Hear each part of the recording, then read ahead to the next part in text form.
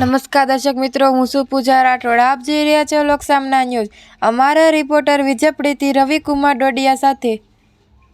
આજરોજ સાવરકુંડલાના તાલુકાના ચીખલી ગામે આહિર સમાજ દ્વારા ચીખલી ગામે આહિર વીર સપૂત દેવાયત બોદરની પ્રતિમાનું આવરણ તેમજ ચીખલી આહિર સમાજ ભવનના સભાખંડનું લોકાર્પણ તારીખ 9/11/2025ના રવિવારના રોજ કરવામાં આવ્યું હતું, જેમાં ઐતિહાસિક સ્મારકના સંપૂર્ણ આર્થિક સહયોગ યશસ્વી દાતાઓ એવા સ્વ નારાયણભાઈ ભગવાનભાઈ પરડવા પરિવાર મુંબઈ તેમજ સ્વ નાજાભાઈ માંડણભાઈ કાતરિયા પરિવાર અમદાવાદ જેમના તરફથી મોટું યોગદાન આપવામાં આવ્યું હતું અને એ સિવાય ચીખલી ગામના દાતાશ્રીઓ દ્વારા આર્થિક યોગદાન આપવામાં આવ્યું હતું.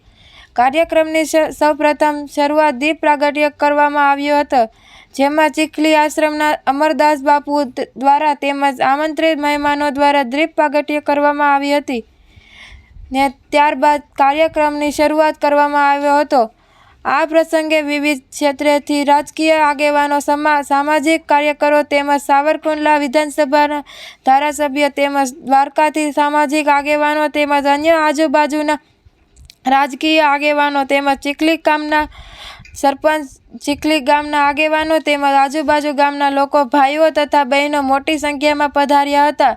ત્યારબાદ આમંત્રિત મહેમાનો અને દાતાશ્રીઓનું પુષ્પગુચ્છ અને મોમેન્ટો આપી ચીખલી ગામના યુવાનો દ્વારા સન્માન કરવામાં આવ્યું હતું.